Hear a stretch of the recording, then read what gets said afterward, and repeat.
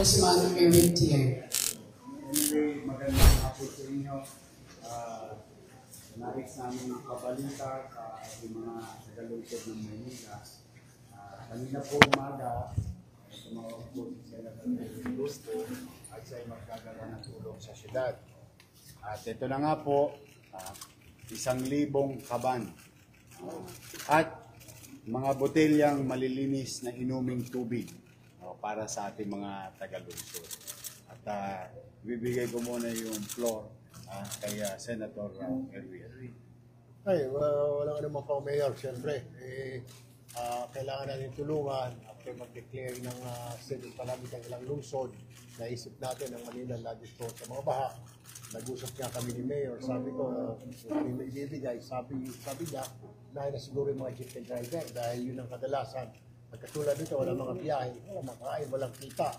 Sabi ko, discretion mo na Mayor. But anyway, I told the Mayor, tawag ka lang Mayor kung kailangan mo pa, kasi I know it will not be enough. Dahil may mga paparating pa tayo ng 2 bagyo pa yata Mayor, so nakahanda naman tumulong ang aming opisina. Thank you, Sen. Siyempre kami, na-appreciate namin. Nagulat nga kami, since kaninang umaga, ang daming nag-donate, tumutulong, gamot, gamit, no? At itong mga congressman natin, sila naman, tumutulong na rin sa kanilang distrito.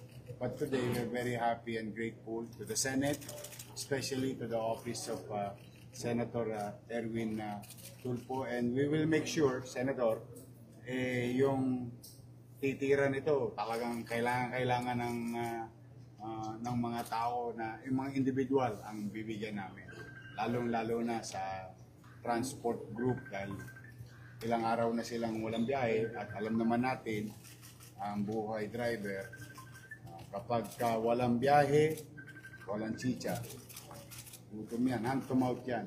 Yung atin naman mga evacuation area naman, tuloy-tuloy naman pinakakain at binibigyan ng makakain yung ating mga evacuees. For now, on behalf of the people of Manila, thank you very much, Senator. Thank you. Nabanggit din po si Mayor kanina, mukhang maganda pong idea. Wala po yata tayong bill or batas. Sabi ni Mayor, baka matulungan mo po ako ng buong Metro Manila magkaroon ng drainage plan. Master plan. Ang Maynila meron, ang Quezon City. Kailangan siguro sundan ng ibang mga lungsod para tutugma, para isa yung daluyan ng tubig, hindi kung saan-saan. So maganda ho yung Mayor, gagawin ho natin yan next week. Ipapile po natin yung panukalang batas na yan para requiring all cities na magkaroon ng master drainage plan para magkakabit-kabit po at papunta sa Manila Bay. Maganda po yan. Thank you po. Thank you, Senator. Para nasa gano'n naman, yung mga drainage namin nagkakausap-usap at magkita na sa intersection once and for all. Diba? It may take time to develop, but if there is guide for everyone, whether the DPWH, MMDA, or local, isa na lang yung galawan in synchrony. We're very excited for that, and I think in the long term, the next generation will not suffer the same thing that we are suffering right now, lalong-lalo na sa mga mag-aaral. Ano na lang nagiging parang vicious cycle ba o perennial, na paulit-ulit tuwing taon ng tagulan, nahihirapan. Sayang din yung pag-aaral ng mga bata kung lagi na lang baha. Kawawa din naman, di naman fragman yung mga estudyante natin, na lang isa pa. So wala kang makuwang panalo So the best way to do it talaga is to really give time, and I think there is a need for enabling law, and sa pamumuno ni Senator Erwin Tulfo, hopefully lahat makapagtulong-tulungan. Thank you, sir. Ano lang kami?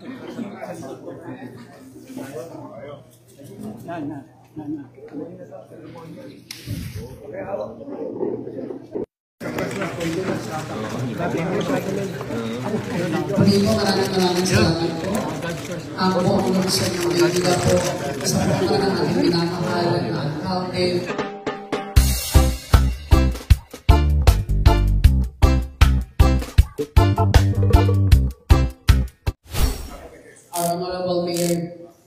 Francisco Escoboran Dumagoso, and Senator Erwin Tulfo.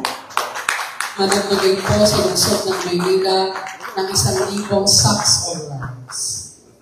Siyempre, kasama rin po natin Congressman Ernest Janicio and Congressman Erwin Tier.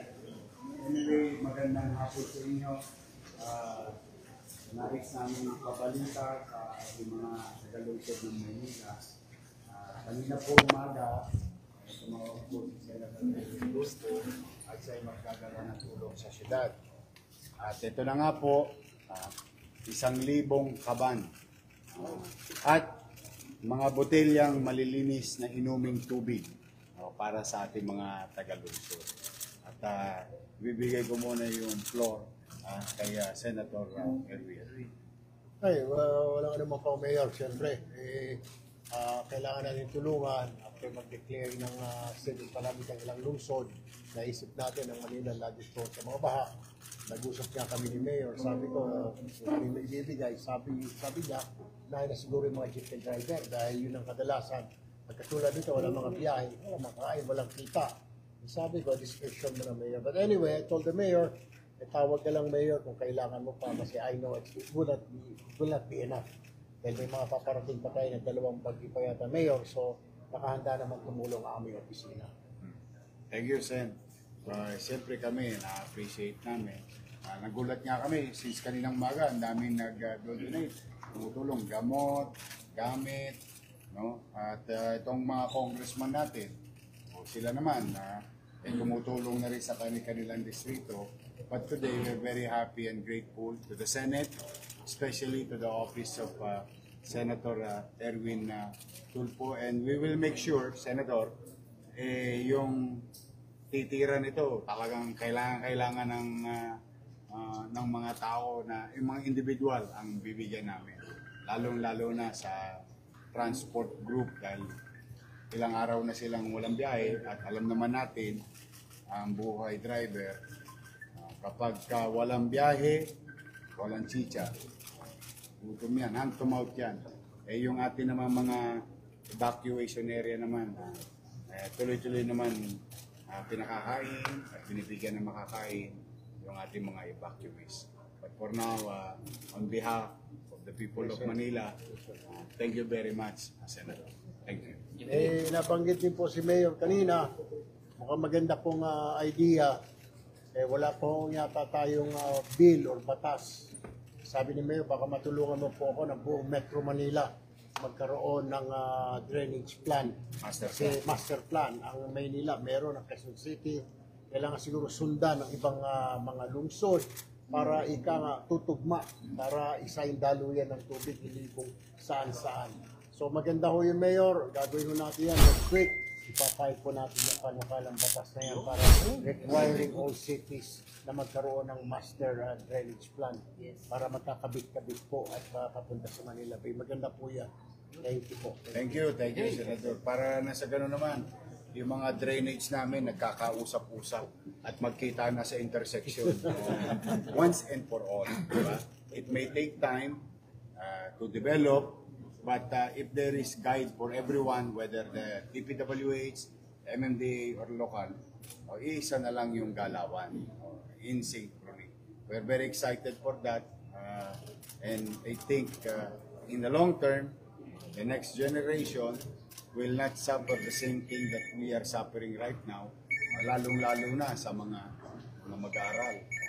Ano na lang nagiging parang vicious cycle ba o perennial, na paulit-ulit tuwing taon ng tagulan, nahihirapan. Sayang din yung pag-aaral ng mga bata kung lagi na lang baha. Kawawa din naman, di naman fragman yung mga estudyante natin, nalangoy na langoy sa pa. So wala kang makuwang panalo So the best way to do it talaga is to really give time, and I think there is a need for enabling law, and sa pamumuno ni Senator Erwin Tulfo, hopefully lahat makapagtulong-tulungan. Thank you, sir. Ano lang kami? Muli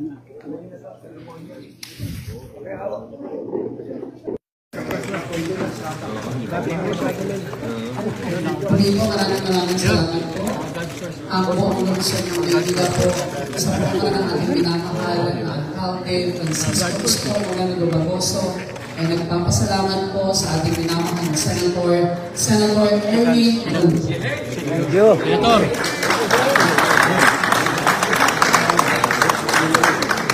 Thank you.